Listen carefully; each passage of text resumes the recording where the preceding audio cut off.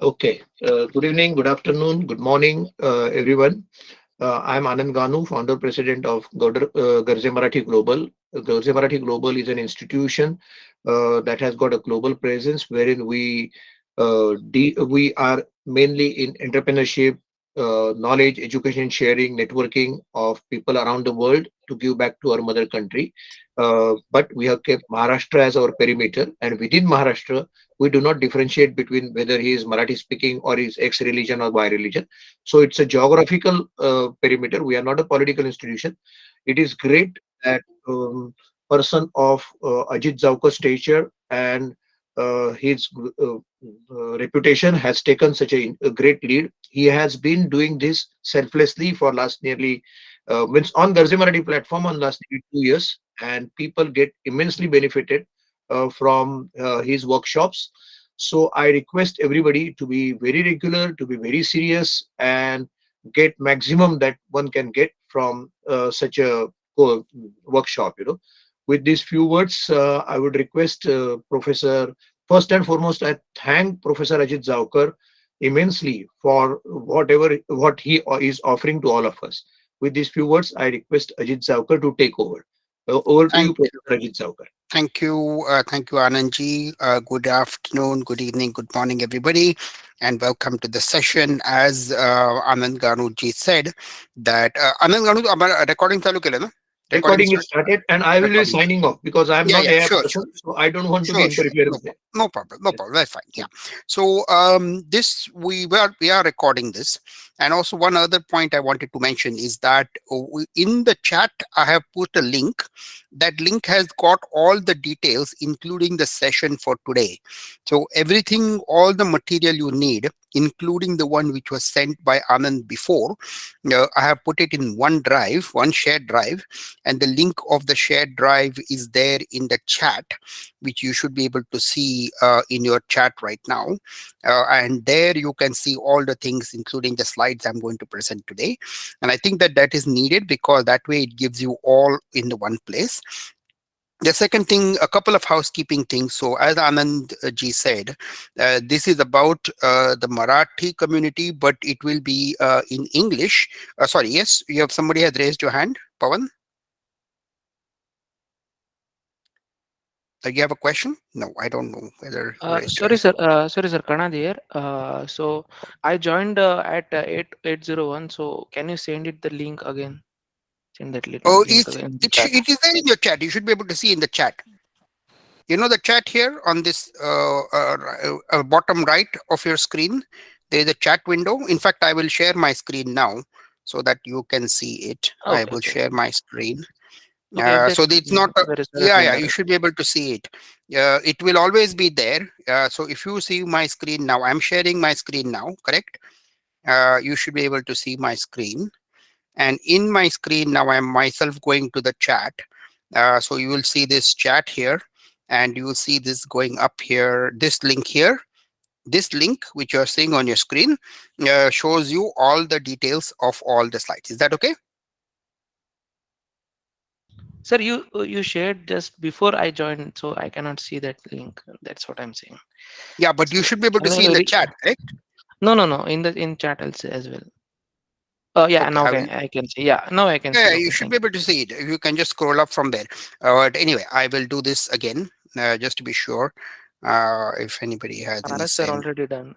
Paras sir already done. So Yeah, I just did it. So Yeah, thanks, if it thanks. works, Okay, very no good. problem. Okay, very good. So now I share you this link with this drive here, and that should give you that. And I think that the main thing about this particular session is it is very interesting. And what I think is that if you are going to participate in this, it will be something which will truly benefit you and change your life with that. I really mean that because I know I have been doing this for some time. It is modeled on what I'm teaching at Oxford. Of course, it is not relating to what I'm teaching at Oxford directly from a course content point of view, but it is a way in which we are working with that. And this time there are two new things. The first one is that we have included ChatGPT. So ChatGPT is the new thing which is coming along, as everybody knows. And there are two sessions about ChatGPT, and that is something which will be totally a game changer. If you are already aware of this, that how much traction it is getting. We are working very directly with Microsoft as well at Oxford. So we are very aware of how this is progressing. And then some of the sessions I'm going to share with you later on will be about that. The second thing is that this particular group now is actually for anybody who is not even coding. And that is why we have taken a very different methodology to building this. And the methodology we are using is that of what we call as test scripting, meaning that imagine that if you are technical or non-technical, if the fact that you are able to, if you're able to think how to design or test an AI application, we are using that mechanism as a way for people to interact with each other and learn AI from that perspective.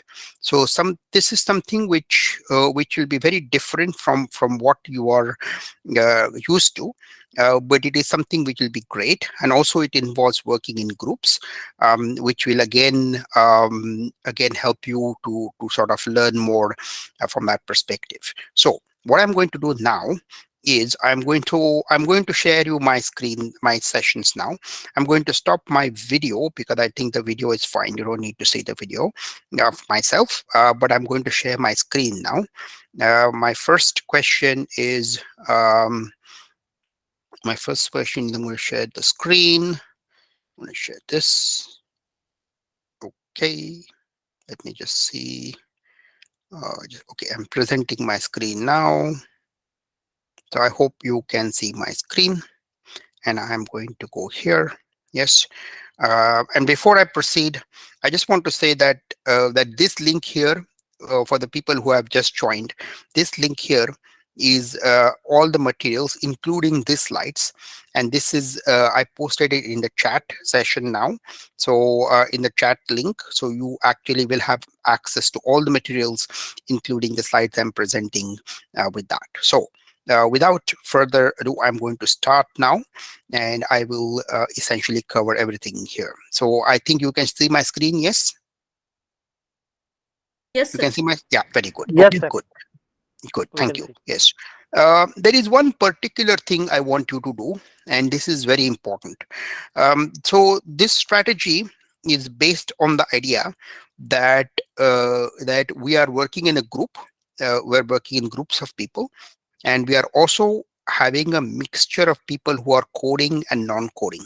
So this is what it really comes down to. So what I want to know is I want to know from this group who has any coding experience, correct? So what I want to do is just put it in the chat here, just your name, if you have coding experience. If you do not have coding experience, that's fine.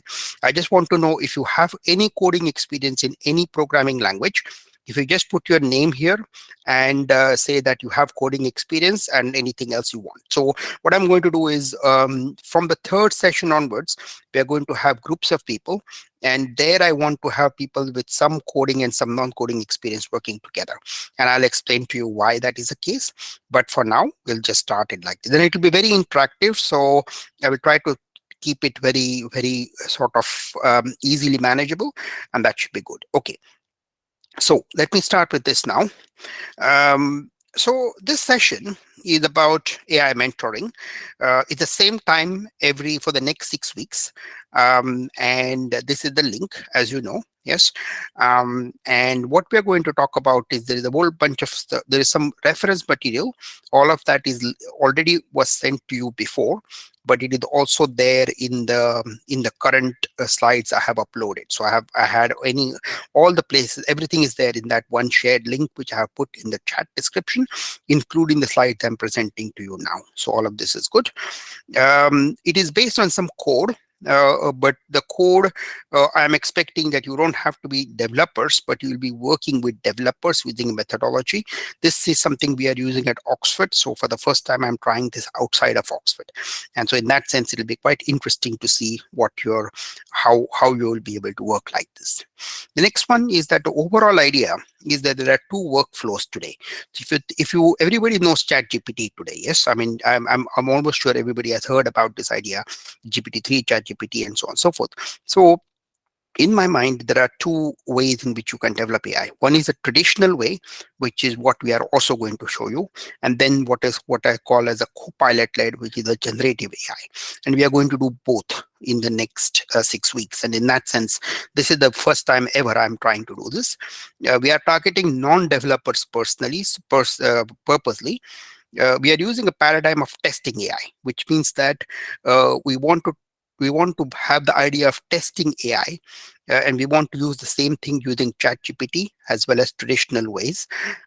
And we want then you to modify the test script. So what that means is that you will be putting the expected output in some code, and this is where you start to sort of learn and understand. You don't need to learn how to code, but you are able to understand what to look for in AI development code, and also how to develop these scripts, how to use ChatGPT, and how to look at the expected output from there. So this is why this particular methodology is very different, but it's also very deep, because it allows you to. It is not what is called as low code, because you actually start to look at the code itself in quite a big way. So there are 6 sessions. The first and the second session are foundations of machine learning and deep learning, that will be conducted by me personally. So that is this week and the next week. And the session 3 is by Dr. Kauter, who is from my team, and she will be presenting 4 notebooks, which is classification, regression, clustering, and multi-layer perceptrons.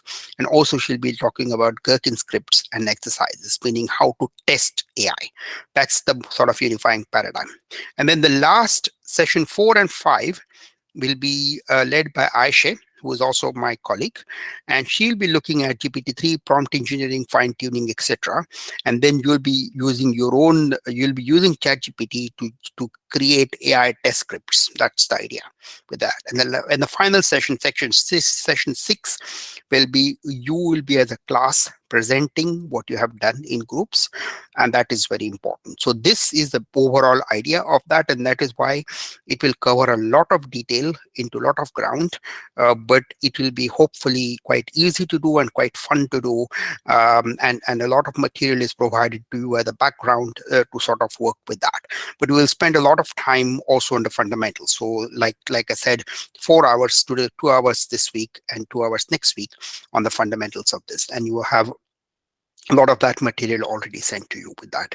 Now, this is where the class material is, and you will see all of this already. And like I said in the chat description here, just put your name if you have a coding background, and where you're from if you can. That will be just good for me to understand that, because only if you have the coding background, because what I'm trying to do is put you in groups with some people who have a coding background, and that's where I'm trying to get to with that. Okay, good. A little bit about myself. You possibly so I teach artificial intelligence at Oxford University. This particular session I have done for a long time now. I started it out just at the pandemic time, and then I have continued it for a long time with that. It has always been free. It is also in English.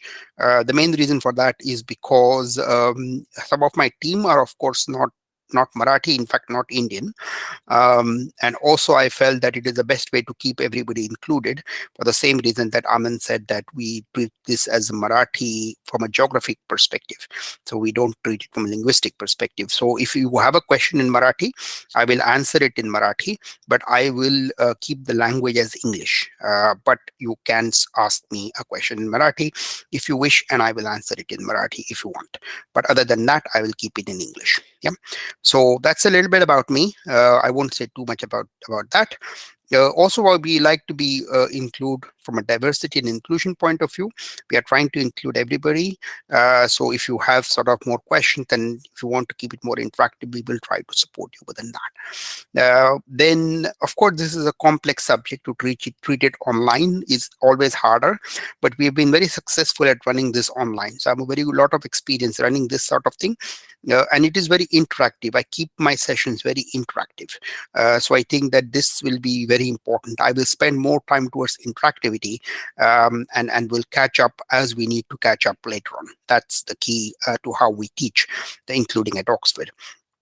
And it's a balancing act, meaning that you will have to learn a lot of things. It could be overwhelming. It could need to be personalized. But the thing is, it is possible. Trust me from it, that it is possible to learn a lot the way we are doing it over the next 6 weeks if you're dedicated to what we are trying to do here. And it's an immersive idea. So it will take your time. It is 6 weeks for a reason. It can't be the sort of all that, it can't be crammed in a shorter duration. But if you spend the time over the next 6 weeks with interest and enthusiasm and sort of participation, you will definitely learn AI far more than most people would have learned. Yeah. What do you want to achieve from the course? Most people want to sort of get into AI. They want to learn deep learning. And now today, of course, there is ChatGPT, and there are so many different things around there with that. So I think that generally the way people come at this topic is quite different. So they come at it from various angles, and now we are even opening up to people who are non-technical. So realistically, the background of people could be really very vast. The only thing common now today is AI, and of course the sort of the ChatGPT world has opened it up to many more people, as we have seen already with this one. And again, the mindset, I would say that with AI, the mindset is a little bit like these Japanese dolls, meaning that you are going deeper and deeper and deeper and deeper into things. So it is often overwhelming, but it is often necessary to think about it at a level where you are most comfortable with. So it's even if you don't understand something, it's not the end of the world. Try to work with what you do understand, and slowly start to explore it and know more. So I think that this is how I see the world of AI.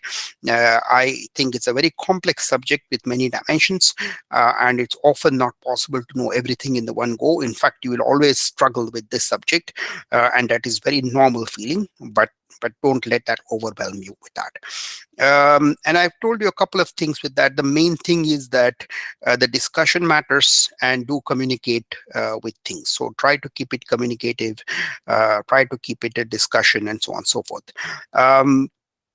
One final point before I'll take some questions here quickly, is that there's actually 3 job titles in AI. So if you look at it, there are 3 titles, basically: the data engineer, data scientist, and DevOps engineer. And now, of course, those titles are even getting more and more complex, especially with ChatGPT. So you have now a prompt engineer, which is what we're going to talk about in the last 2 sessions of the course. And then you have other things such as business developer, business analyst, and so on. So everything is sort of being touched by AI, but the traditional pipeline has 3 sort of titles within there. And also, there are a very large number of applications within AI. They include various algorithms and data visualization, classification, prototyping, etc., etc. And if you look at the more complex parts of AI, then there is a lot of intellectual property development, cloud, DevOps, and those sort of terms in that. But we are trying to keep the scope of what we are trying to do very slowly. Okay. Now I'll say one important thing, and then I'll take some questions. So the first thing I want to give you is some definitions, and I will give you these definitions, and they are very important because people get very excited with AI. They think about AI something like this Arnold Schwarzenegger Terminator type thing, but for us, AI is a very straightforward and a very specific way of thinking. There are 5 definitions. The first one is machine learning, is when you explicitly train an algorithm with data. Second one is deep learning, and that is called automatic feature detection or representation learning. And this I will come back to you because it's not easy to understand this definition now, but we will come back to you. AI, artificial intelligence, is machines that can think and reason, which are based primarily on deep learning algorithms. Narrow AI is what we see today, that is AI in specific areas. General AI is what we don't see today, which is much like the Terminator movie. And the general idea of general AI is that it's AI which can work into any ecosystem or any environment. So, okay, so now we'll quickly stop for some questions. Yes, so I want to know if you have any questions with this. So thank you first of all for the people who are posting about that coding experience. This is very good and this is very useful. Quite a few of you, which is very nice to see. Okay, now I want to ask you if you want to raise your hand or if you want to post something in the chat. If you have any questions so far up to now. Yes. So I just want to know if you have any questions so far from what I have said to you so far. I have barely started saying something, but I want to know if you have any questions on what I have said so far with anything. I'll wait for a little bit of time to give you a chance to ask something.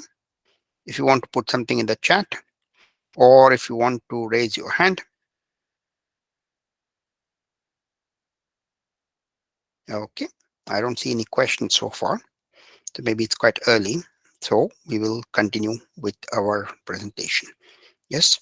Um, so I want to go back to my slides. Oh, okay. Sorry. Are we? The question here? Are we going to forward for transformer in these lectures?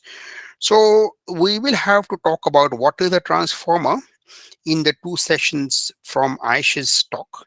The architecture of the transformer is very interesting, but we are primarily going to present about we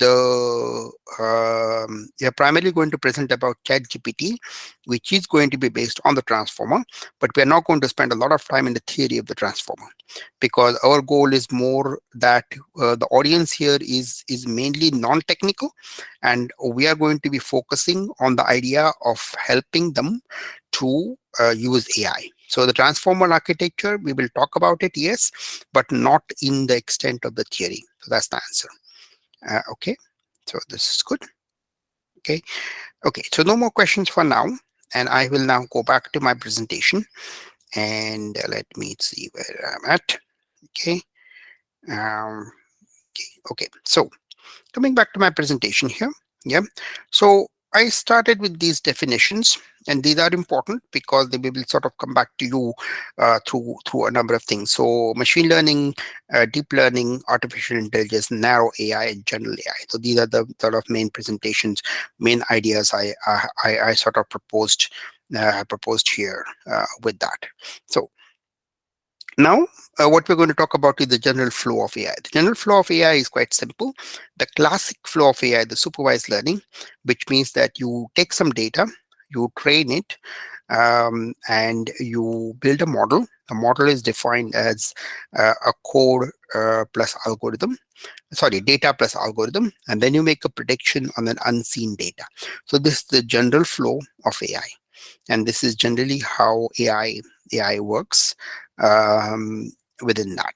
So now we think about um, the sort of what is called the deep learning approach. The deep learning approach, the deep learning approach is more about understanding AI, especially into data sets which are not tabular.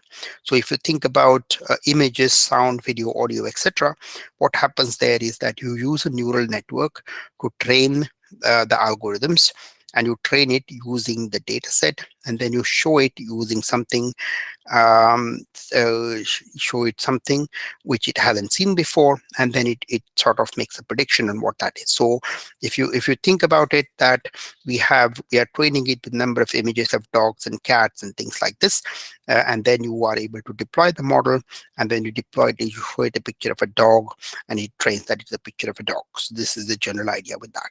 A little bit more complex way of showing the same thing is that when you have a training data set, there are no So when you have trained the model, you can see that the neural network has connections between the layers or the neurons in the network. And when you deploy it, it is able to detect a new type of uh, image, in this case a cat.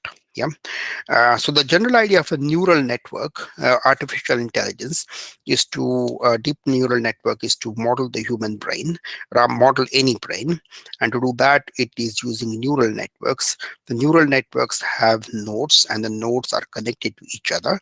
And the idea of training is to form connections between the nodes so that we can learn the sort of the data set within that.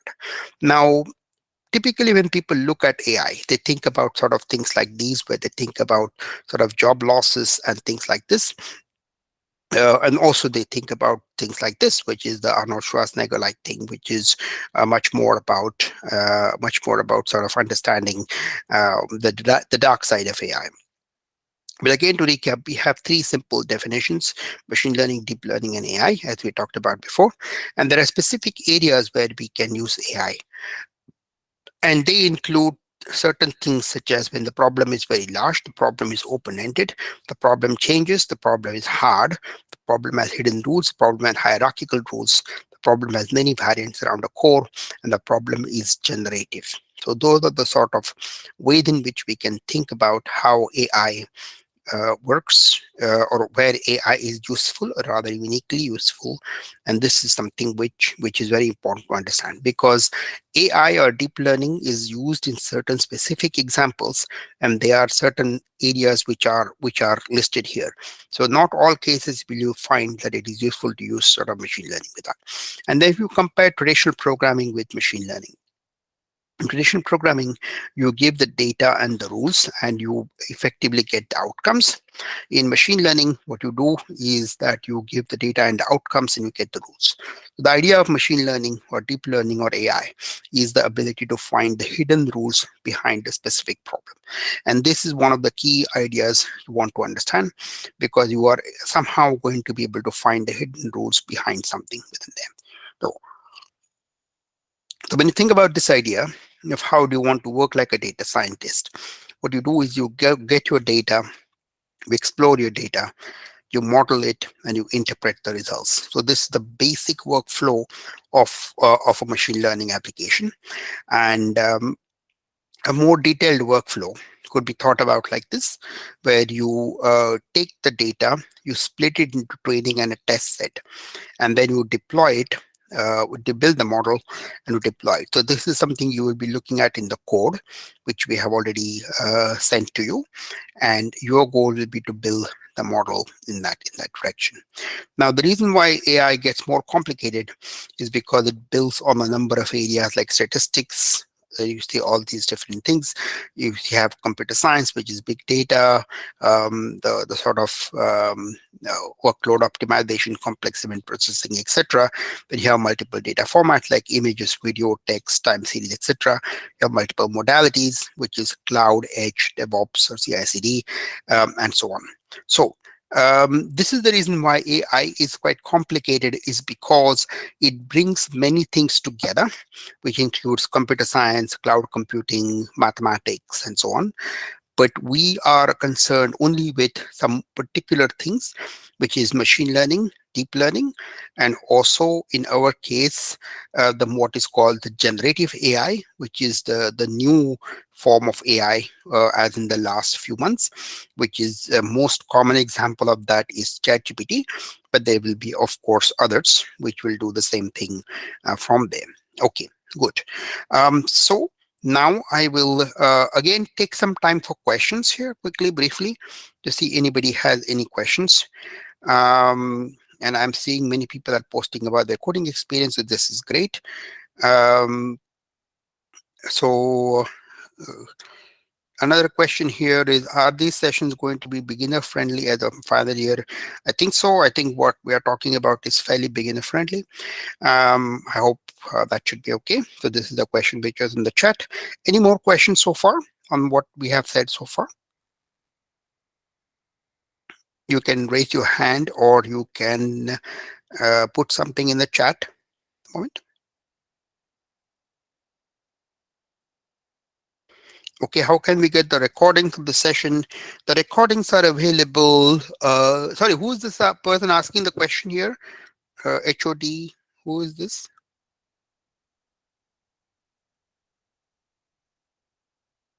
Sorry, who is the person? Because I don't see any, Dr. Shaib Shah. Okay, so what is DMs? What is the full form of it? Oh, I see DMs Aurangabad. Okay, that's fine. Thank you very much. So the recordings will be sent by Anand, the same email as has been sent before. And they will send it to you, but the recording is being done, and recording will be done for all the sessions. So I hope that helps with that. So that will be available to you by email with this. That's okay. Yes. Anybody else? Any other questions so far?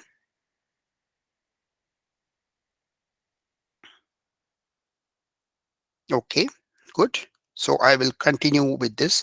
So what I have done so far is I have said to you what is machine learning, what is deep learning. I have given you some definitions, and I've also tried to understand the scope of what we are doing, which is better defined in terms of what we are not doing, meaning that we are not doing things such as cloud computing, we are not doing things such as big data and things like that. We are focusing on machine learning, deep learning, and in this case, ChatGPT, which is a new form of AI. And we are sort of looking at how people can collaborate and learn to build an application using AI. So this is the plan. Yes, and ideally, I would suggest that you don't miss the sessions, because if you do, then it will be very hard for you to follow what you have not done before. Okay, good. So I come now to the next portion here. I'm presenting my slides here. Okay, yeah. So um, when we look at what what we see in machine learning, correct? So machine learning is explicitly training an algorithm, as we have seen before. And so what is machine learning? So the formal definition: a computer program is said to learn from experience C with respect to class T and performance measure P if the performance measure at task T is measured by P improves with E. So this looks like a complicated definition, but the general point is that you learn from data, uh, and you learn from the data against a performance measure, and this is what it comes down to. There are some classic type of problems which are involved in machine learning, and they include classification, regression, clustering, rule extraction, and so on. So it's very easy to see them into a diagram, which includes classification, regression. Classification meaning you separate into groups what you have. Regression meaning you try to fit a straight line or a point or a graph around most of the points which are relevant. Attribute importance meaning you separate things which are more important. Anomaly detection meaning you look at outliers, and clustering meaning you separate into groups different things which are similar to each other. So the general idea of using AI is machine learning is that you use these sort of algorithms in a mostly common way within that. So when you look at what we mean by learning in machine learning, correct? If you look at the idea of a classic um, equation of a straight line, which is y equals to mx plus c. In this case, c equals to 0, therefore it is y equals to mx. Yes. So in a classic equation of a straight line, the best fitting line is the one which has the minimize the sum of the square errors. So that's the general way in which you find out the best fitting line, as you can see as the red line, which kind of best fits most errors. But in the case of a more complex equation, as you can see here, the equation on the right hand side, it isn't possible to find out a line or find out a function which approximates this equation. So whatever this thing is on the right hand side, it's not possible to see it, understand it using traditional machine learning techniques. So what you do is, the idea of deep learning in this case is that it is able to find out the representation of this function, even if this function is apparently quite complex. And this is the power of deep learning, and that's the sort of the whole idea of what we are trying to do with that. So the end goal of machine learning is to find out a mapping between your x and y, and to define a function which maps your points x and y, and this hidden function is what you're trying to find out between these two functions. So this is the overall goal of machine learning. And the overall goal of machine learning, as you can see, if you want to depict it as a hidden function, then what happens is that you see that there is some input and you see there is some output, and there is some function which is performing some task, but you don't know exactly what this function is, but you still are able to prove the efficacy of this function. So this is the general idea of machine learning in many cases. This means that in some cases the the algorithm is what is called a black box. A black box algorithm is something which you do not know the exact mechanism of, but is able to work out the details of what is inside there. So also the idea of machine learning is relating to the idea of mathematical modeling. If you think about the idea of mathematical modeling, then you think about that you have a real world problem.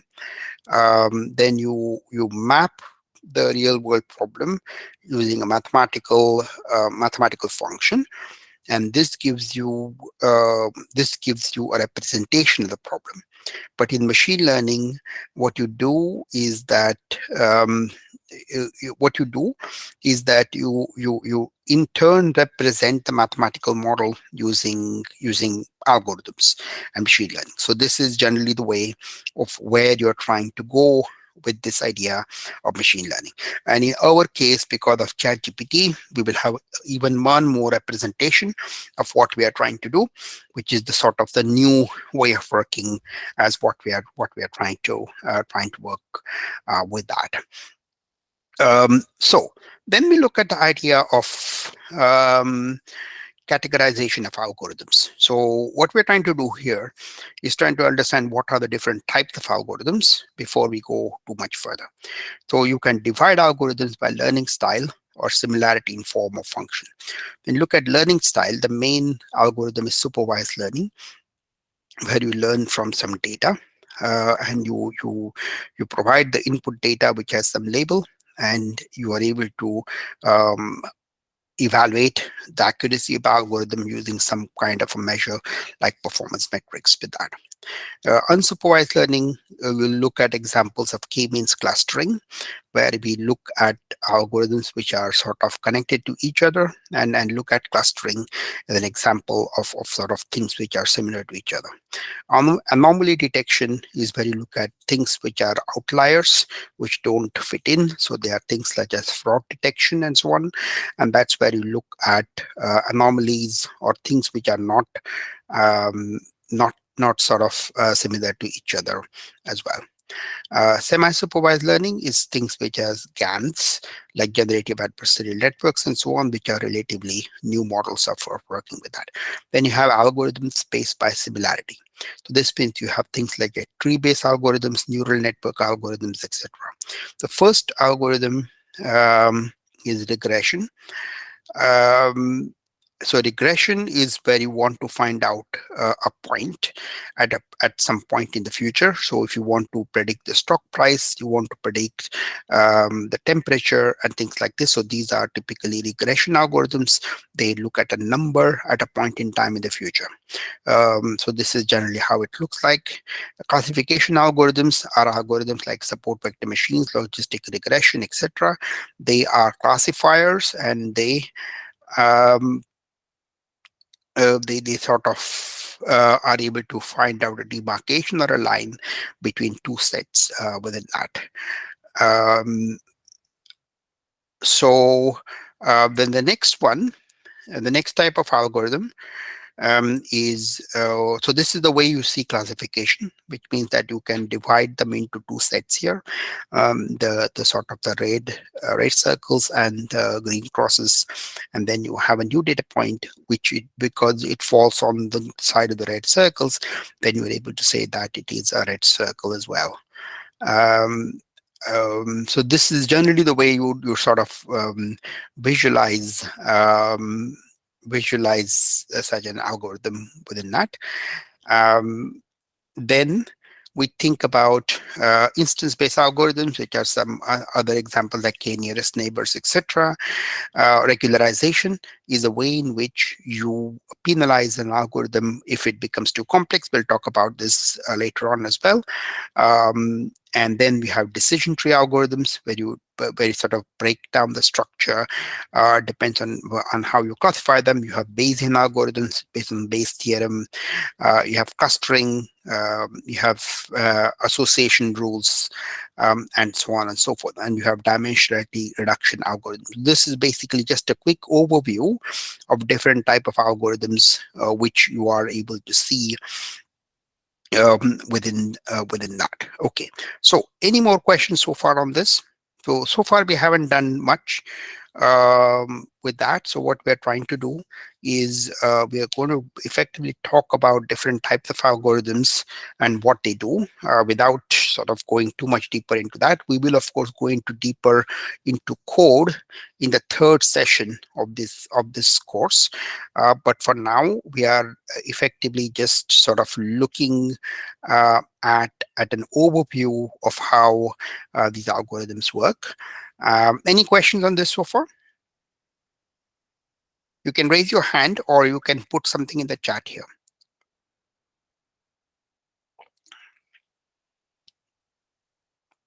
So like I said, the flow is going to be that this session and the next session, we are going to look at the key sort of concepts of machine learning and deep learning. And the third session, we are going to start looking at code. And the fourth and the fifth session, we are going to start looking at ChatGPT. The last session is where you will be making presentations about Gherkin scripts and how you can evaluate the algorithm based on what you're looking into with that. So, any questions on this so far? Okay, so what I suggest is that we have another about 15 minutes. After that, we'll take a 5 to 10 minute break. So the idea is that you will take a break after about another 15 minutes, or 10-minute break. So I think that the breaks are important because that keeps your mind active in a subject which is quite complex within that. Okay, so now we continue our discussion. So we just sort of went through all these algorithms. There are two algorithms which are rather unique and different. The first is reinforcement learning. Reinforcement learning is when you look to learn using trial and error. So this algorithm became very popular with what Google was doing using DeepMind, and that's where it was one of the most popular algorithms with that, and there I think people again started to look into it because of the potential of what it was able to do, and there we also have many interesting things going on with that. So I will just check this now. Okay, yeah. So wait a minute. Yes. Okay. So what is reinforcement learning? Reinforcement learning learns by trial and error. The best example of this is what Google did with AlphaGo. You can also use it for training robots and things like this, where you can learn by experimentation and learn by trial and error. And then there are another type of algorithm called semi-supervised learning, which is GANs, generative adversarial networks.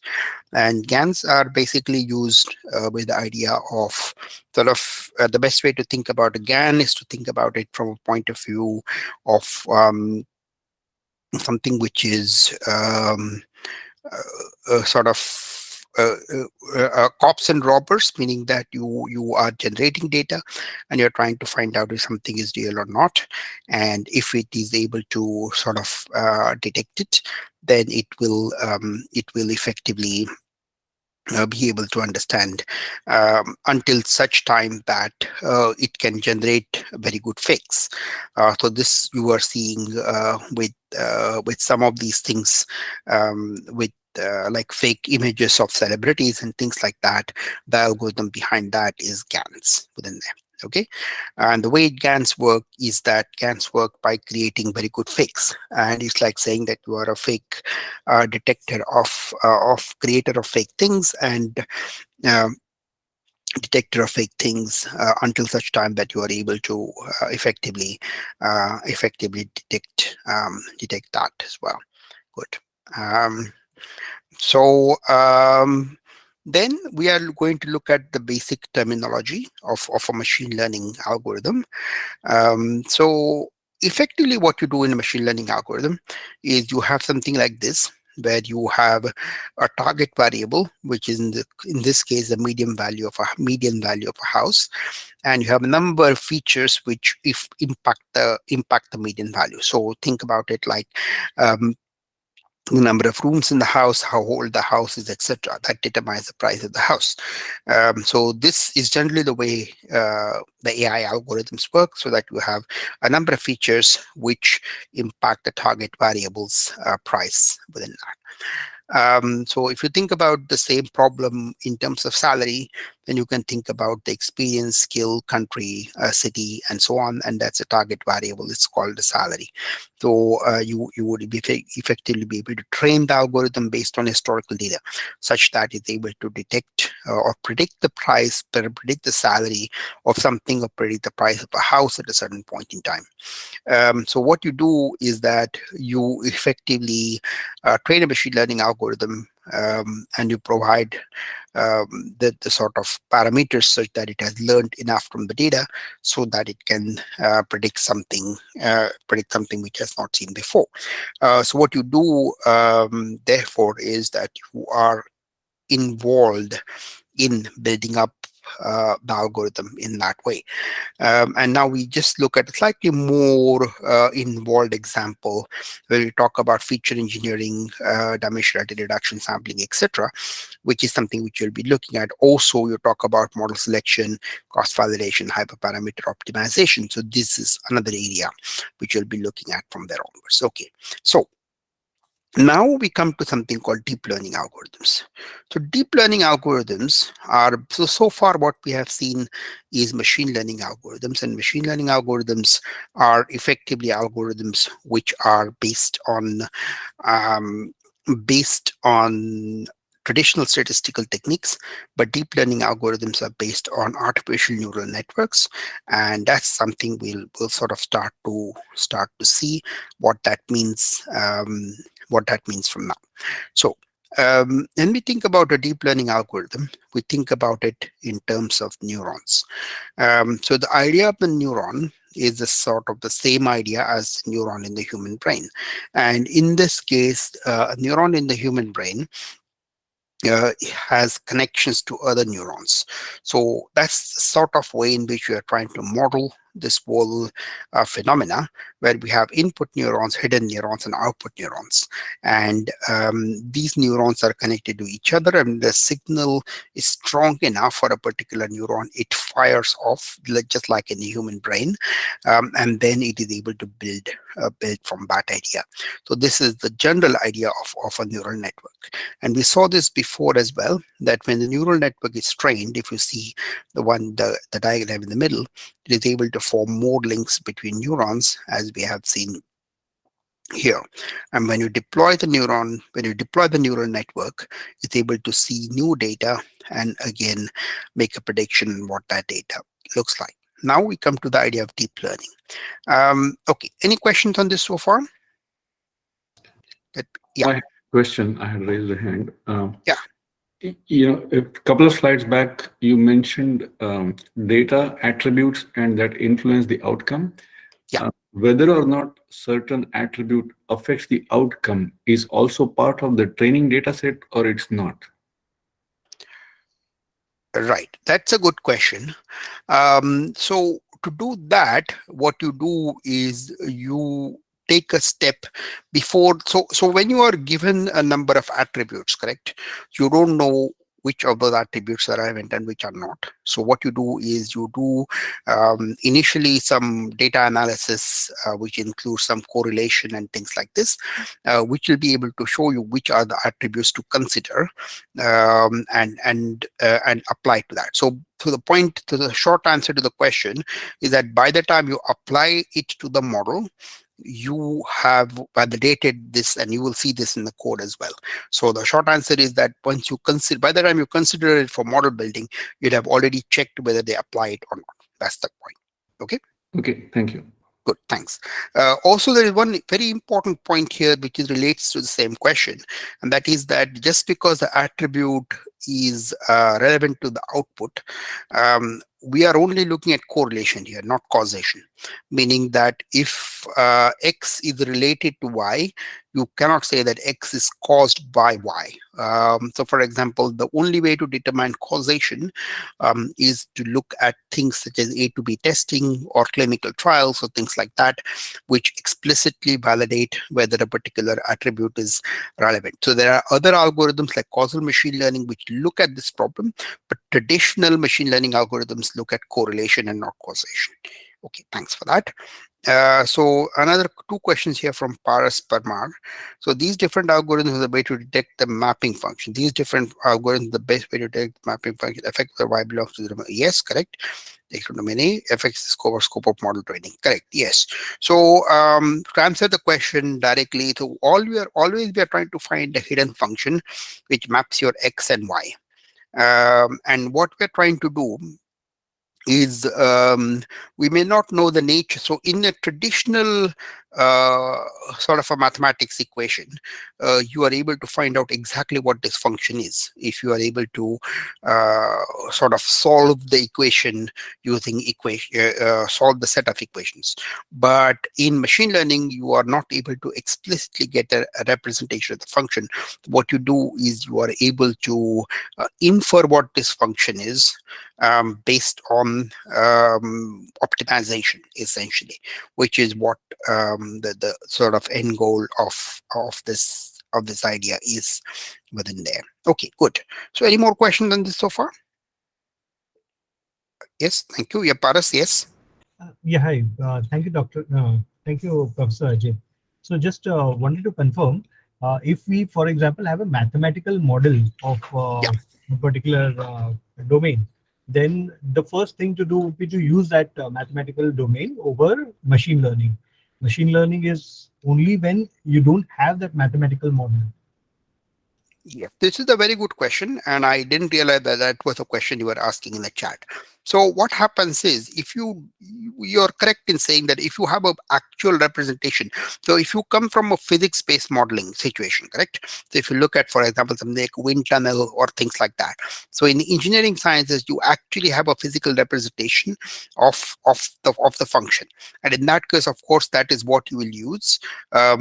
So what happens is the algorithmic aspect of a function is typically where you cannot easily determine the nature of the function, but you have inputs and outputs, which you can infer the nature of the function.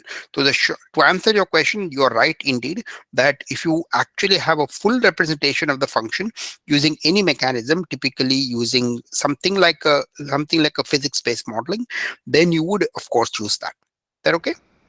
Absolutely.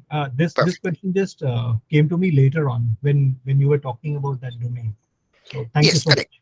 No, correct. You're right, because we at Oxford we work with a Formula One company, and when you look at a Formula One type of application or even something which is very heavily mechanically based, what you do then is that you actually test something using a physical phenomena. So, for example, a wind tunnel or some kind of a modeling within that. But there is not the problem is that there aren't you can't test all the scenarios using a physics-based modeling, and therefore of course that then you look at different ways of algorithmic modeling which help you to do that. Okay, thanks. Yeah, good. Absolutely. So in certain derivatives now or certain differential equations now, they're so difficult to solve Yeah. for anything more than one or two parameters that you actually would be better off with this machine learning thing.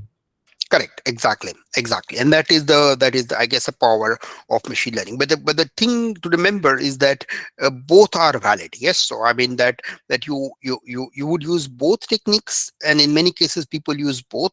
If they have them, then they will try one, and therefore anomaly cases or outlier cases, they will use algorithmic modeling, or they will use some sort of a way to work together. Very good, thank you for that. Okay, so any more questions from anybody? We got another 3 minutes before we take a 10-minute break, because I think the breaks are important. Otherwise, you will get too sort of bored, or sort of too overwhelmed with this. So I always like to give breaks within that. So I would say that another couple of minutes before we take a 10-minute break, if anybody has some questions. Okay, good. So let's take a 10-minute break now. We are back at 15:40 my time. So 10-minute break. Then we are back after that, and then we'll continue for the rest of the time, and we'll finish at 4:30 UK time. Okay, so we have a 10-minute break now. Thanks. Yeah.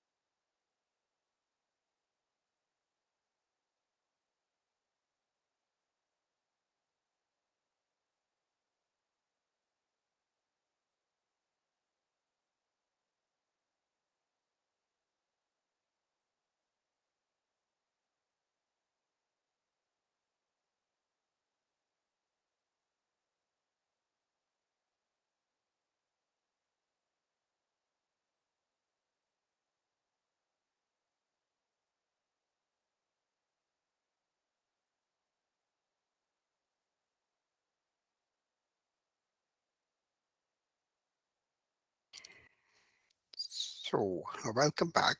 We're going to start in a minute or so. Take a couple of minutes. Yeah.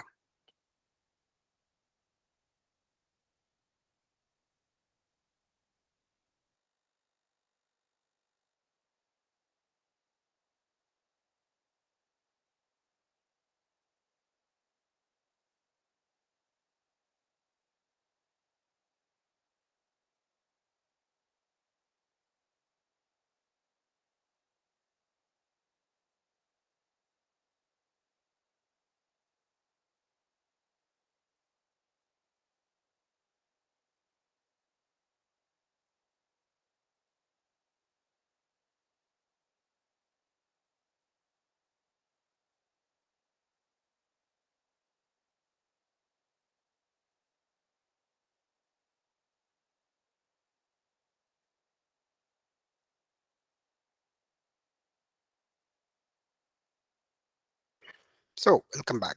So, now we're going to continue with our discussion, and we are now going to look at deep learning. Now, deep learning is obviously getting very high into the interest of people. And deep learning is important because artificial intelligence is effectively based on the idea of deep learning. Now, deep learning is based on the idea that, remember that what I started to talk to you about was AI is all about finding rules. And the effectively hard problem is how to find the hidden rules behind something.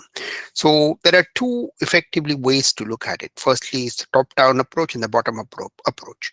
So if you do a top-down approach, then you specify all the rules explicitly, meaning that you say what each rule is and how that works. Now, the disadvantage in doing that is the fact that that you have to specify anticipate all the problems in advance. Um, and this is not easy to do. Yes, so if you look at a particular domain, you don't know what the problem is, and you don't know how exactly you have to do something. So you have to understand each and every problem in advance. But the other way around is to find out the rules from the data itself. Now, that's where the sort of machine learning aspect comes into play. But then the other part is you could even find out the structure from the data itself. And that is what is the meaning of the word automatic feature detection. So rather than looking at explicitly defining what the features are, you are able to learn the features from the data. And that's where sort of deep learning comes into play. Yeah, of course, you need much larger amounts of data, and you typically need much more resources. But if you look at the sort of the canonical example here, which means that we can detect pictures of cats from YouTube videos by showing examples of cats. And if you're able to do that with a large number of images, then you're able to detect what the particular type of object is. And this is where it sort of starts to get quite interesting, because what you are doing here is you are able to detect a particular feature without explicitly having to told what the feature is. So I'll come back to how exactly that works, but this is actually applicable into a number of areas like Siri, Facebook detection, and so on and so forth. So machine learning and deep learning at the moment is not very new, but it has been sort of popularized due to high GPU power, better algorithms, and more data. So this is generally the way that works.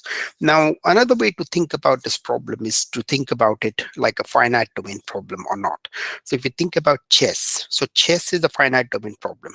The reason why it's a finite domain problem is because chess has a particular way in which each piece behaves, and the world of chess is limited because it's the 8 by 8 squares, and each of those pieces move in a predictable way. And when you think about it like that, then it's very easy to sort of understand how the game of chess works. Um, but and what that means is that a computer was able to learn chess relatively easy.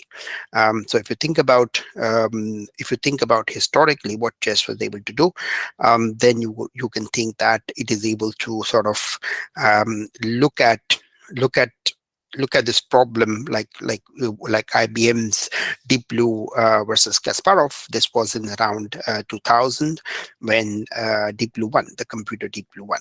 But the world of chess is a very finite domain problem. But the world of the problem on the right hand side, what is called an infinite domain problem. An infinite domain problem is the idea that the world is not, the world or the problem domain is not fully determined very easily, like the world of chess. So, for example, the problem on the right hand side is that you want to detect or you want to understand if this is a dog or not. And the thing about this is that even the child can detect this is a dog, but a computer cannot. And the reason why the computer cannot very easily is the fact that the concept of a dog is an infinite domain problem. So when you say infinite domain problem, it means that there are many variants around the core. So if you think about the core idea of the concept of a dog, then there are many ways in which a dog could be represented. The dog could have big ears, small ears, long tail, short tail, fur, no fur. It could be friendly, it could be aggressive, it could be lying in the shade, it could be underwater. And there are many, many examples of dogs or an image of a dog such that it isn't possible to exactly define with a set of features what exactly makes up a dog. However, a child is able to detect a dog because the child is able to understand what comprises the dog, what are the features which make up the dog, and this is what is meant by automatic feature detection. So if you were to design an algorithm which was able to detect features in addition to the data itself, then that is the very powerful idea, and this is essentially what the whole idea of deep learning works like. So the way it works is it works bottom up. So what if you look at this picture, then what you're seeing here is that the bottom layer looks at pixels. The layer on top takes pixels and creates edges. The layer on top takes edges after that and creates the contours. And from the contours, you create object parts, and the last part is the actual object itself.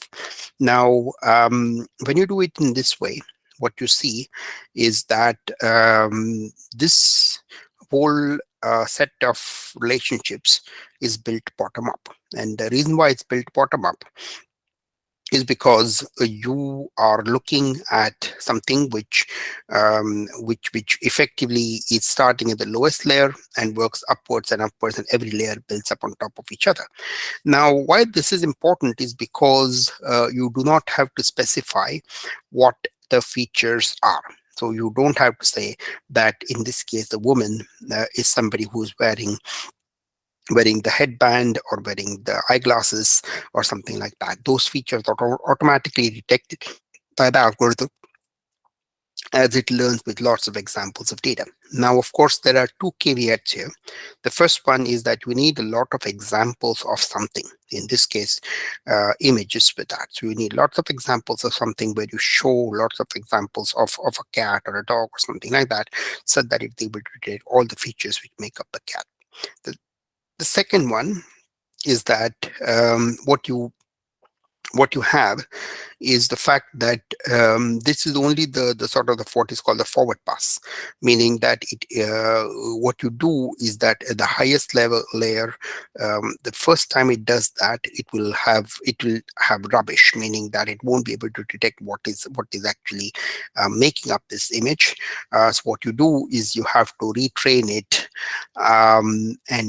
and you have to retrain the object such that it is able to learn from the data. And this is what makes it a deep learning algorithm, meaning that it is able to learn the data using two algorithms called gradient descent and backpropagation, and we'll talk about that later on as well. So the idea here is that instead of the core idea here is that the deep learning uses neural networks. Neural networks are modeled on the brain, Neural networks need a lot of data, and neural networks are able to detect a particular feature or a set of features given lots of examples of that feature by working bottom up, meaning that the lowest layer of the neural network detects something and the one above detects something else, and so on. It goes from there. So this is how you effectively build up a neural network, and it learns from the data bottom up. Okay, so any questions on this so far, because this is an important part of where we have come through so far, and I wanted to see if anybody had any questions on this. Yeah.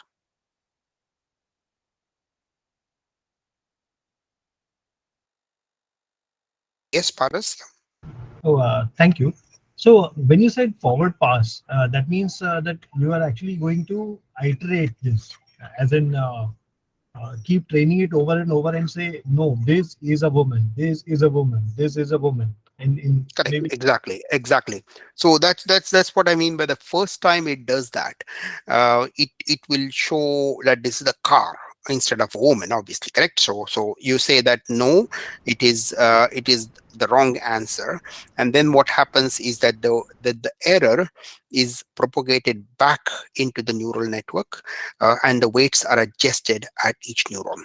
So this is what is meant by the sort of iterative development, and that is why it needs a lot of data, because you have to show it lots of examples of something, so that the layers of the neural network are trained to detect a particular object, in this case the picture of a woman.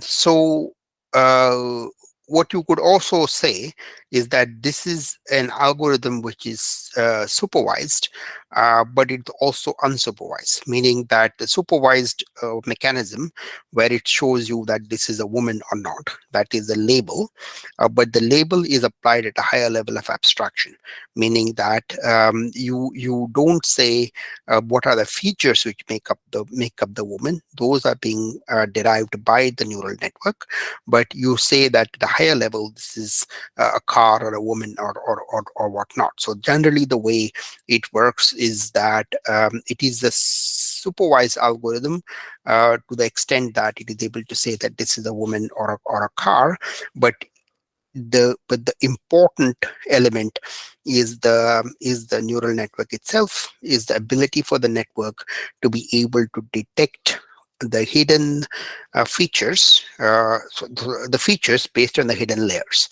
and that is what makes neural networks very powerful.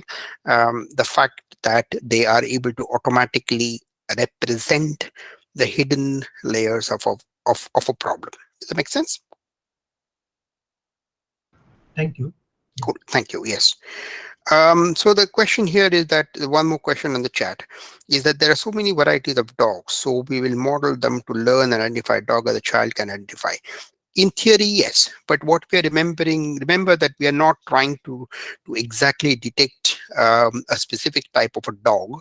What we are trying to do is have the algorithm learn enough about dogs such that it can pick up any type of dog based on the features. So the idea here is that it is trying to teach the algorithm what makes up a dog based on the features, such that it is able to understand what a dog is when it is looking at the data. Does it make sense?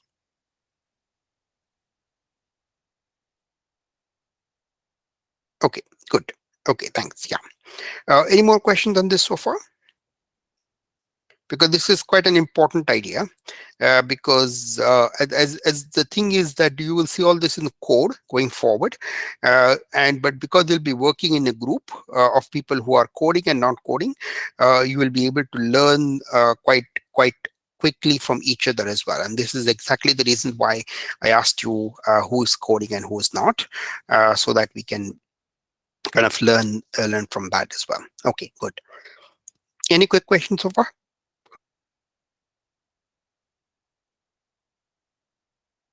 Okay, good.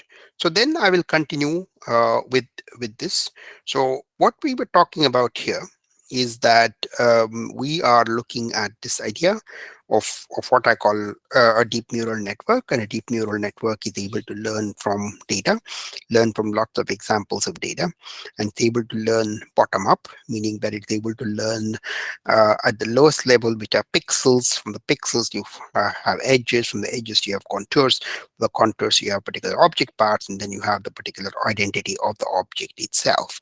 And this is something which it continues to do until it's able to sort of learn a particular representation of something. So this is why you see pictures like this when you look at the deep neural network. And the idea is that as the network goes into higher and higher layers, it starts to make sense in terms of what it can do.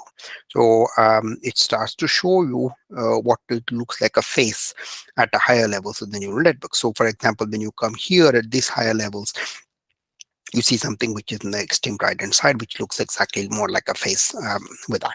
So, and the whole idea is again sort of an extension of the mathematical modeling problem, where you have a real world problem and a mathematical model. And on that, then you can think about machine learning and deep learning as a sort of algorithmic ways of representing the mathematical model using data. And this is generally the way you would sort of start to look at the whole world of machine learning and deep learning.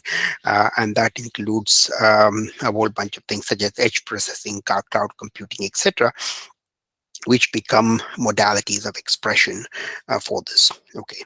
And this, by the way, is not just for cats and dogs. You can do far more complex things such as tumor detection, genomic sequences, etc. All of this involve complex ideas which you need to understand and develop and work from there. But they all work in the same way. So if you want to think about it from a mathematical point of view, then it's effectively a nested function, meaning that each layer of a neural network is a sort of a function within a function. And to take the derivative of such a representation, what you need to do is use the chain rule in calculus, such that it is able to determine the sort of the derivatives within that.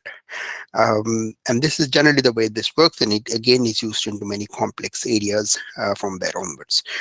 And this is actually used into many areas such as gesture recognition, uh, voice dynamics, biometrics, machine vision, computer handwriting recognition, video surveillance, text generation, entity recognition, natural language processing, movement prediction, creating images from text, sentiment analysis, and so on.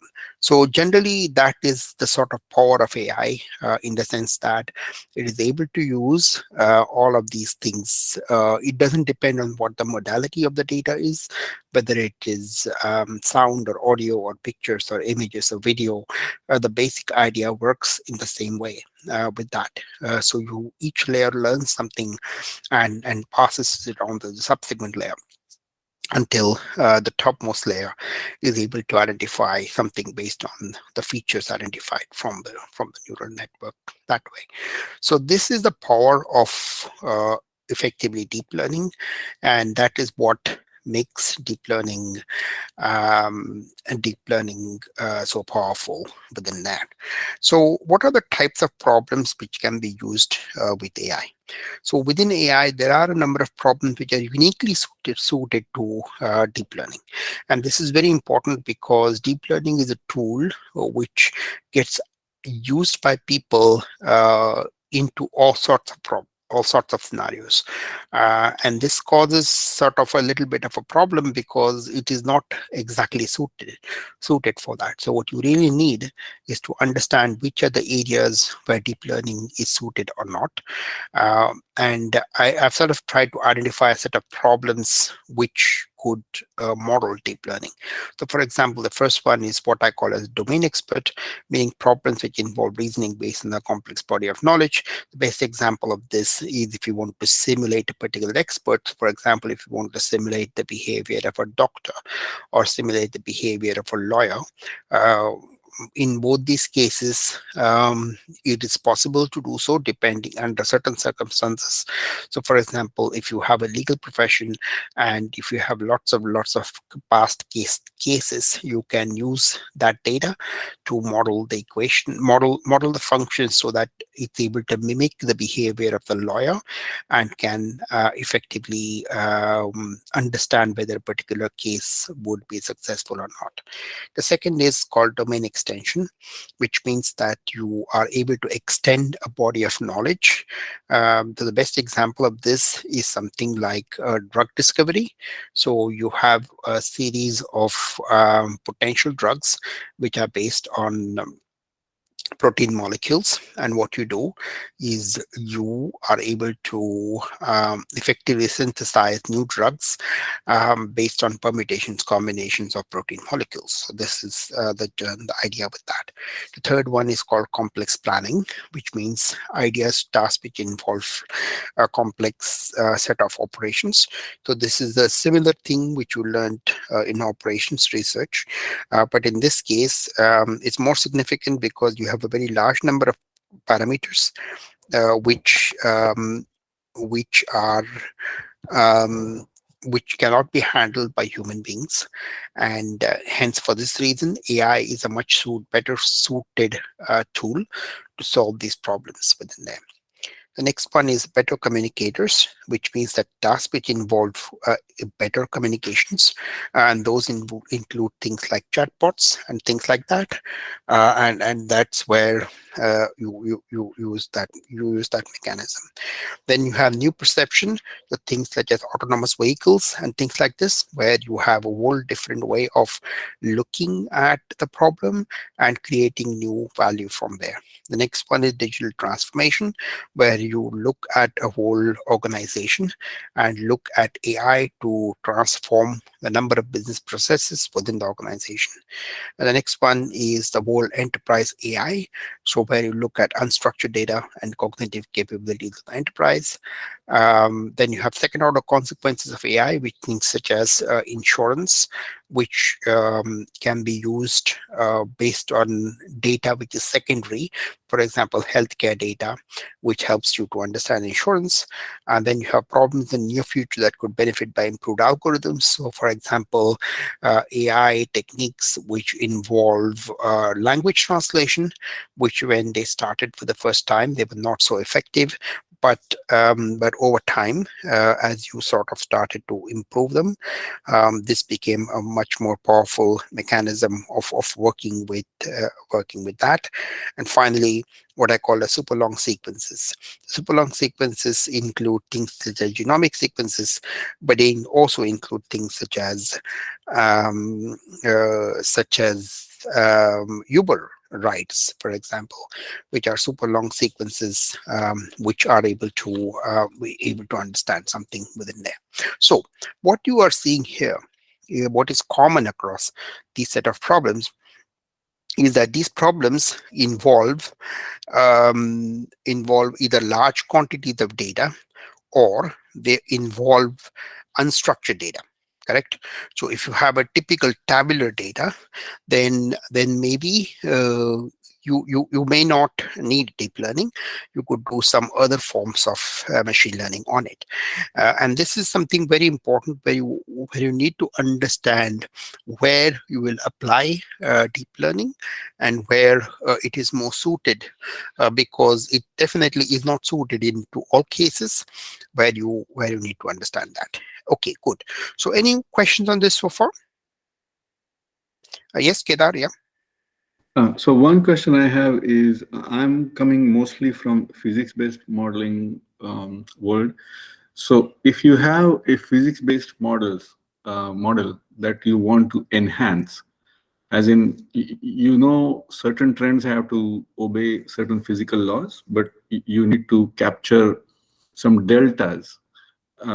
Is there a way to blend the two, or you basically have to switch over to training the model based on data only? So the way that is done is something which we are not covering in the course. So typically, if you would look at something like this, then you start off with simulations. So if you look at a package like AnyLogic or something like this, so there you have agent-based modeling, systems dynamics, and things like it, and algorithms like that, which are effectively simulation based. So what happens there is that you try to simulate the particular problem based on the distribution, and this is how you build the existing rules or existing causality, so to speak, within the model. And then you extrapolate the model further using data. So that is generally the way how you would want to to build such an algorithm, where you start off with a simulation of the problem first, using physics-based modeling, and then you enhance it using data. But the main point is that the algorithms used there uh, are not the ones which are neither machine learning or deep learning. They are in fact more around, they come from the simulation world. Does that help? Yes, thank you. Good, thanks. Yeah, good. Any more questions from anybody so far here? Okay, good. So what I'll do is, for today, what I will do is I will go through quickly some of the material which has been shared with you, because it is quite important to understand that, especially in the light of what we are trying to do over the next few sessions. Yes. So I'm going to stop sharing my screen now. I'm going to stop presenting now. Yes. And then I'm going to go to my screen in a particular, let me just go back here. Let me go back here to show you what I want to show you, because I show this one by one so that you can easily see what you have here. The first thing which is very good is something which comes from Google. And I will quickly share my screen again now. So yeah, let me share my screen. Okay. So this particular document is a glossary which comes from Google. And the reason I like it is because it is extremely comprehensive, and you will learn this, or you will need this quite a bit of time when you look at a large number of different things and you won't know what exactly it is, because there are a large number of terms and terminology which you have to sort of understand, and then quite often you will need to understand what this terminology is. And this glossary is the best one I have seen so far, which brings everything together. It includes some additional terms which Google is using, but that's an additional thing. So the traditional ideas which we all need to talk about, like confusion matrix and things like this, they are very well explained here. So this is one of the first documents which is a part of your reference notes, which is the glossary. Yes, so this is the first one. The second one is, I'm just going through going to that document which I had. Where was it? Okay, I'm going to stop sharing again. Stop sharing my screen. Stop presenting. Okay. So the second document I had with you are two books. The first one is a book by a guy called Jake Van der Plas. And again, I'm sharing this my screen now again for you. We do this. So this book by this guy called Jake Van der Plas is one of the best known free books out there. It's an O'Reilly book. It's practically the only O'Reilly book I have known which is in the public domain by the author's own insistence. And it's extremely good. It covers all the coding aspects like Python, NumPy, visualization, machine learning, feature engineering, and that type of stuff. And it's not a bootleg thing. It's genuinely a free document which the author has released. There is a newer version of this book, but I am referring to the older version of the book, which is free, so you don't have to pay for it. But it is extremely comprehensive and useful. And remember, like I said to you, what we are going to do ultimately is to design test scripts for testing AI. And this is where all these references are going to be useful, because this is the way you'll be learning very fast. And that's why you have some coding knowledge built into it. But most importantly, you will get a lot of time to write the scripts into groups as well. So you will have actually from the third session to the last session, so effectively almost 3 weeks to write this thing, write these test scripts with that, and we'll give you examples of test scripts and so on. But all these reference materials are useful exactly for this reason, and that's why I have them. I kind of included all of these for you, so that you will find everything in the one place.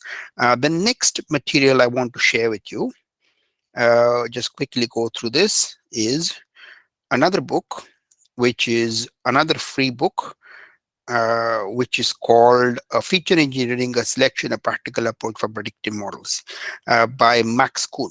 Now, this book is about, the coding in this book is with R, but I don't want you to worry about that. The important bit is the rest of the book is extremely good on concepts. So what is resampling, model evaluation, splitting, data splitting, performance measures, and so on and so forth. So the book itself gives you a lot of detail behind something, such that you can understand it very well. And it is focused on the feature engineering aspect, which was one of the questions I think which was asked by Kedar, was how do you detect what features are good? And this book effectively focuses only on that. The reason why this is an important book for you is because my assumption is that you are domain experts in many cases, and the typical lever or the typical leverage in a domain expert is the business knowledge. So this is where this particular book is relevant. So I'm going to stop sharing the screen now. How do I do this? 1 minute. Or was I not sharing my screen? Your screen was not visible. Oh, sorry. I forgot to share my screen. This is why I don't know how to stop it. So let me just redo this now. Let me reshare my screen now, so that I show you this book from Jake Vanderplas. Sorry, the other one, the Jake Vanderplas, I was sharing my screen. This book is Max Kuhn, and this was the book I was trying to show you.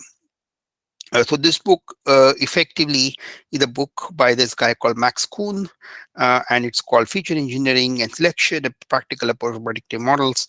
Again, we're looking at the free version, and the book effectively is about a number of ideas which are explained in a lot of detail here. Again, you need them mainly from the perspective of understanding how things work, and that's how we build up the knowledge in the syllabus with that, with a few important documents which are free. The next one is a series of resources which were included in the shared document. So again, I'm going to stop sharing my screen. Yes. And I'm going to go to the shared document which I shared with you. And this is the one. I'm going to reshare my screen now. So I will reshare my screen. 1 minute. Okay, so reshare my screen. Entire screen. Okay. So this is the shared document I shared with you.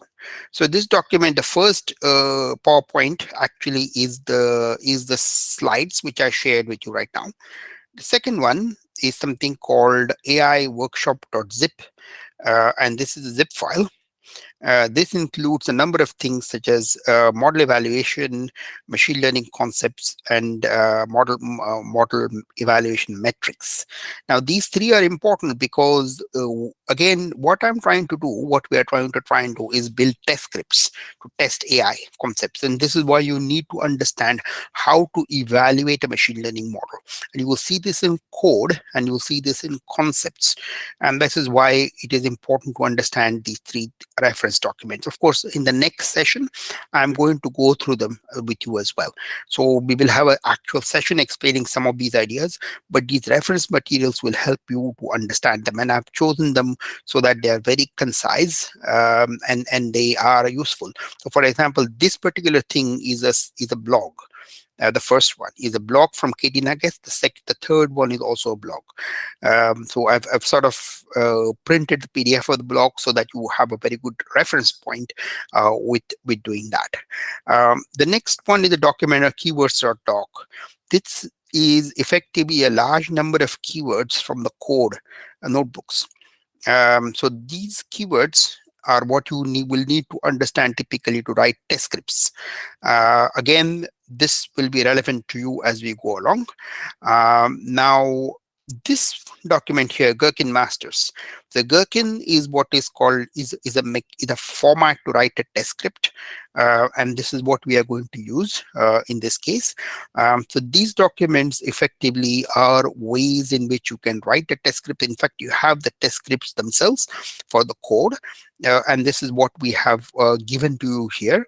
And your problem ultimately from the sort of third session onwards is to actually write the typical values for these scripts. So for example, when I shared my shared this here, I shared with you that the problem is that expected outcomes. Yes, so expected outcomes. So in each of the scripts with the code, after running the code, you'll be able to complete the expected outcomes in the script. So this is your problem statement, and that is what you need to do. But to do that, what you have is a large number of supporting documents. The supporting documents include what I just shared with you. The zip file which I showed you actually has the scripts, and of course all of it relates to the code here. So this is the code which we'll be working on. So what I've actually, you can see my screen now, yes? Yes. Yes, sir. Yes. So this is the code which we are going to go through. This is the notebook. So this is regression, clustering, classification, and artificial neural networks. These are the four typical problems you'll encounter for classification for AI, machine learning, and deep learning.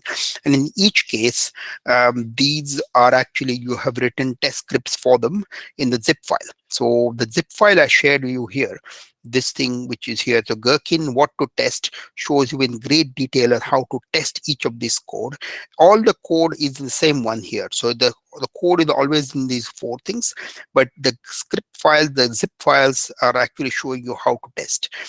Here again, this is another supporting document that shows you how to do, and this is the sort of the answer to this thing. So what we have showed you is how to write these scripts, and what you are going to do is run the code and show what the expected values are with the script. So it's as if to say that you are testing a program and you are designing these scripts, and how you would be able to evaluate these scripts based on the code.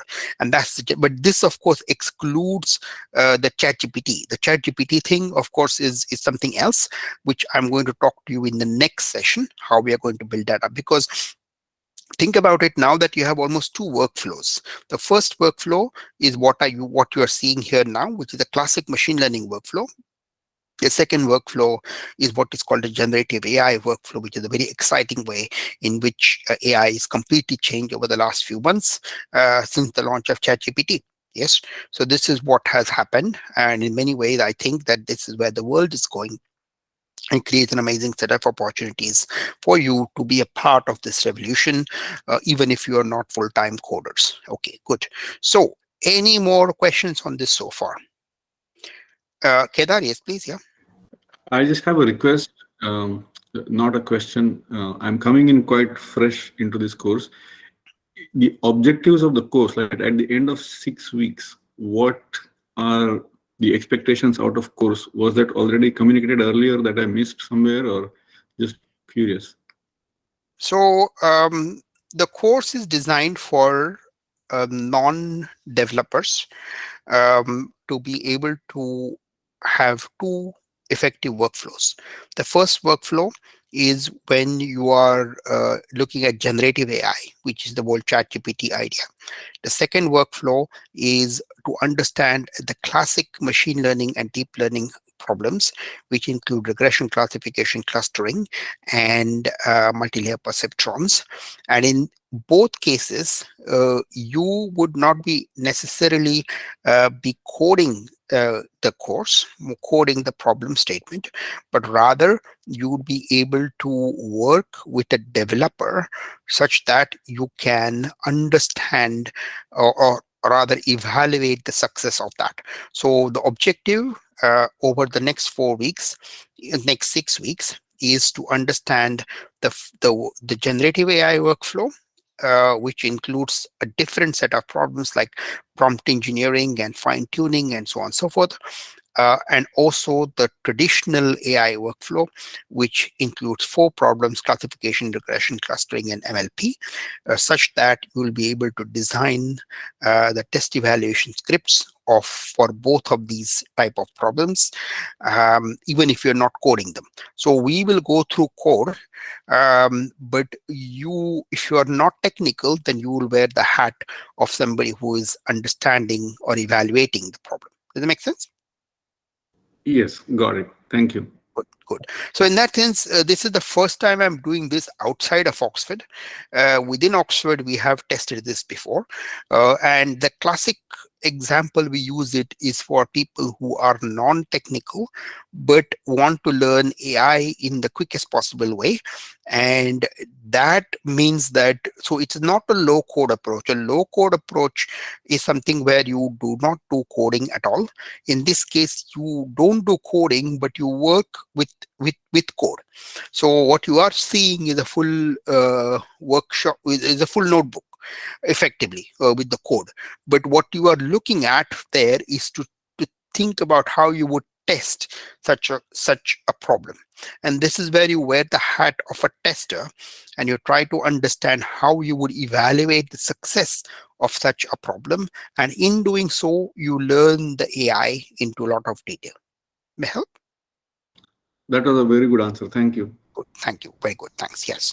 So any more questions from anybody so far? Okay, good. So what we have seen today is that we started off today, and we first of all started off with a more straightforward thing, and we looked at what was machine learning, what was deep learning, and we also looked at what was significant about deep learning, meaning that it is addressing a specific type of a problem, and this gives you a far more kind of a foundation within that, and this allows us uh, to build a type of problem which you cannot do using traditional means. So for example, if you have image or audio or video and things like this, you cannot use traditional machine learning. Rather, you have to use deep learning to do these things. So this was the first point. The second point you saw was what was significant and how exactly it works, how neural networks work. And the way they work is primarily bottom up. So when I say bottom up, then you mean that that is why I call the definition of a neural network as automatic feature detection. So automatic feature detection is the idea that it is able to detect both from the data and also the features from the data. So once it's able to understand what the features are, it is able to build up an understanding of what the particular problem is without you having to specify what the features are. So this is what is significant about deep learning, and the fact that deep learning is a powerful algorithm which applies to any sort of problem. It doesn't matter it's audio, video, or whatever it is, as long as it's able to be represented by a neural network. We also saw what we are going to do in the course, because like I said, to answer Kedar's question, that this is a very unique approach, and this is why I'm including non-developers, because we are we are almost like working with developers and non-developers working together. And in doing so, the power of this particular technique means that you are able to work with each other so that you can learn from a problem solving perspective. This is what we are trying to do. Um, with that.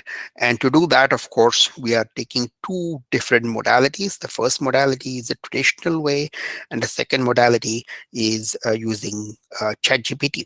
And in both cases, you are trying to build a test script, meaning you're trying to say that, okay, I want to evaluate a particular problem, and how do I do that? To do that, you need a whole bunch of supporting documentation, which was also shared with you from there. Very good. Okay. Any more questions for us now so far? Good. Thank you very much. So I think we'll wrap up for now. I don't want to start a new topic now.